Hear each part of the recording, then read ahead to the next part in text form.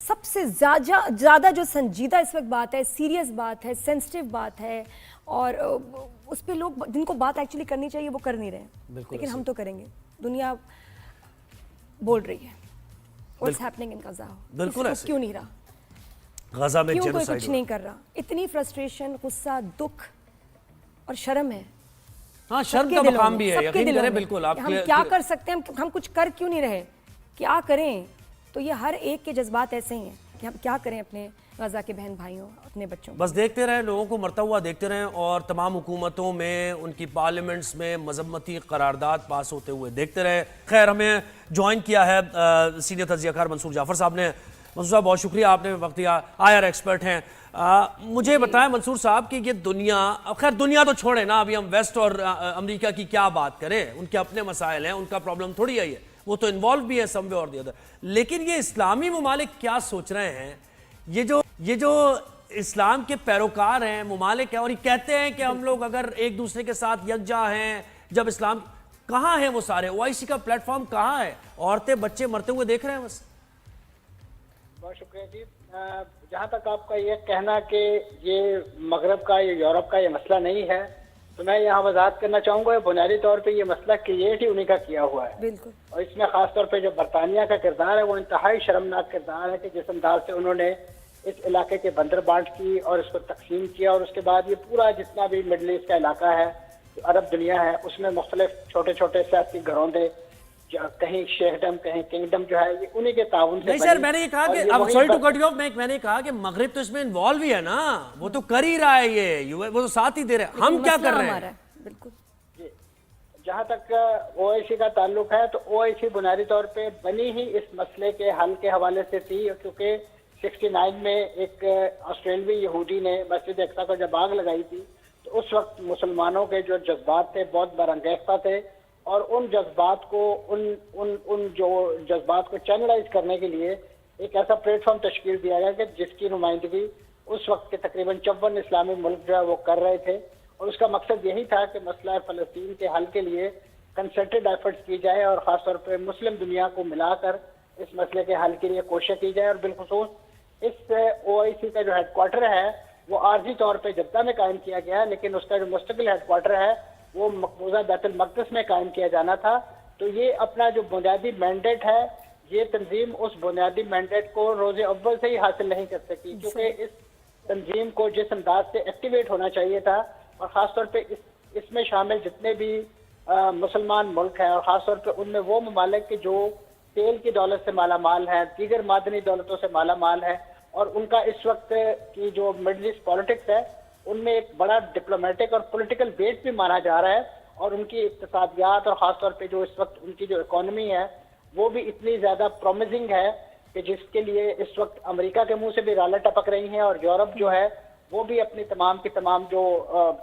नज़रें जो है वो इसी इलाके पे गाड़े हुए हैं। तो लिहाजा मैं समझता हूँ कि इस वक्त सबसे हाई टाइम है कि अमेरिका में एक ट्रांजैक्शनल नौइयत का सदर है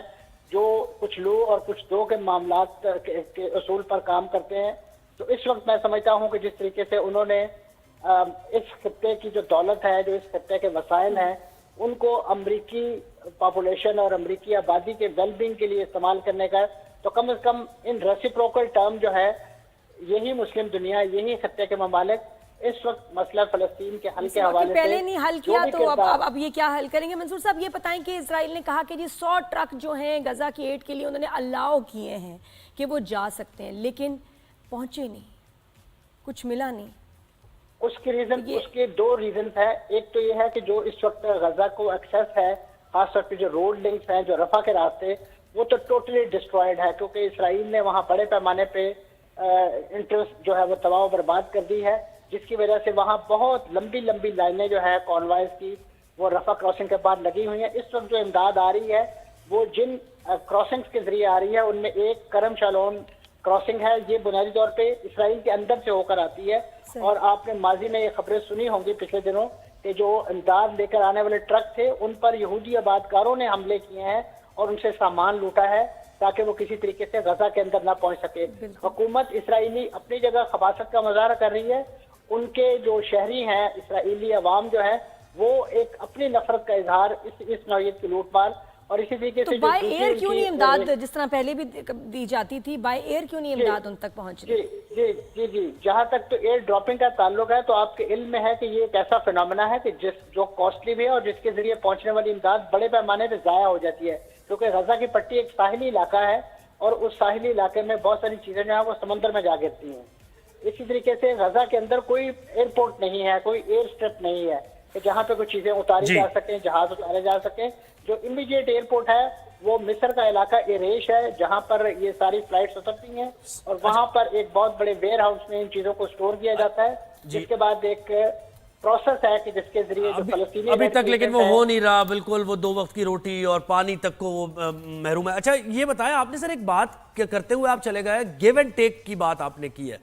और डोनाल्ड ट्रंप भी इसी किस्म की बातें करें, तो गिव एंड टेक क्या हो सकता है मुमकिन तौर पर? गिव एंड टेक से मुराद यही है कि इस वक्त जो 2 स्टेट फार्मूला एक खुद अमेरिका ने या दीगर यूरोपीय ममालिक ने जो ओस्लो माहिदे के तहत इवॉल्व किया था कि ठीक है जी, एक जो इसराइल की रियासत अपनी जगह जिस अंदाज से भी अच्छे या बुरे उसका स्टेटस है वो मौजूद रहे,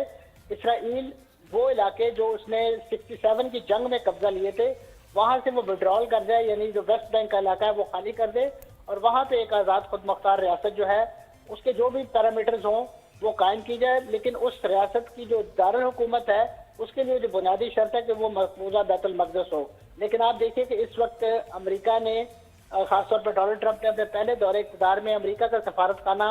वहाँ मुंतकिल करके ये बता दिया था कि ये इलाका जो है, ये शहर जो है, ये इसराइल का दारुल हुकूमत है, ये किसी आज़ाद फ़लस्तीनी रियासत का दारुल हुकूमत। यही वो बोन ऑफ कंटेंशन थी, यही वो चीज़ें थी कि जिससे तंग आकर वहाँ जो गजा के अवाम है, जो फ़लस्तीनी मज़ाहमतकार हैं, उन्होंने 7 अक्टूबर 2023 को एक ऑल आउट अटैक किया और उसके नतीजे में इस मसले को जो है वो दुनिया की नज़रों के सामने लेकर आए। अगरचे उसकी बहुत बड़ी कॉस्ट इस वक्त पे की जा रही है, लेकिन मैं समझता हूँ कि इस वक्त जो हम और आप बातें कर रहे हैं, अगर ये वाकया ना हुआ होता तो शायद ये मसला अब तक बहुत सारे इब्राहिम अकॉर्ड की शक्ल में जो है वो आपके सामने सरे तस्लीम खम हो रहे वैसे होते। मुख्तसरन सर, ये आप समझते हैं मुज़ाकरात से हल हो जाएगा ये मसला? आप समझते हैं या पावर दिखानी पड़ेगी हमें कुछ? बिल्कुल, मुज़ाकरात से देखिए पावर तो जो दिखाई जानी थी, जिनके पास पावर थी उन्होंने अपना सब कुछ इस पे कुर्बान कर दिया, अपना जान माल, अपने बच्चे तमाम इस पे कुर्बान कर दिए। अब जो खित्ते के ममालिक और खास तौर पे जिन ऑर्गेनाइजेशन का आप जिक्र कर रहे हैं, ये अब उनका मैंडेट है, अब उनका काम है कि वो अब आए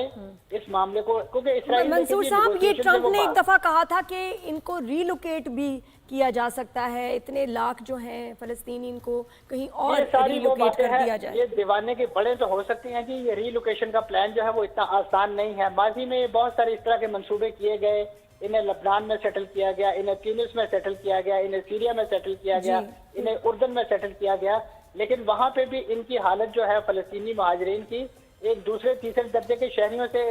बेहतर नहीं है। वहां पे ना इन्हें मुलाजमत के मौके मैसर है, ना इन्हें, तो इसी लिहाज से इनकी यहाँ से बदतर जिंदगी है, जिसका एक रोशन ख्वाब दिखा के कभी डोनाल्ड ट्रंप साहब उन्हें मिस्र भेज रहे हैं, कभी उर्दन भेज रहे हैं और कभी लीबिया भेज रहे हैं। उन्हें इसकी रिपरकशन का अंदाजा नहीं है, क्योंकि ये अगर एक फ्री चॉइस इन्हें दी जाए तो वाई नॉट यूरोप, फिर इन्हें यूरोप में क्यों नहीं सेटल किया जाता?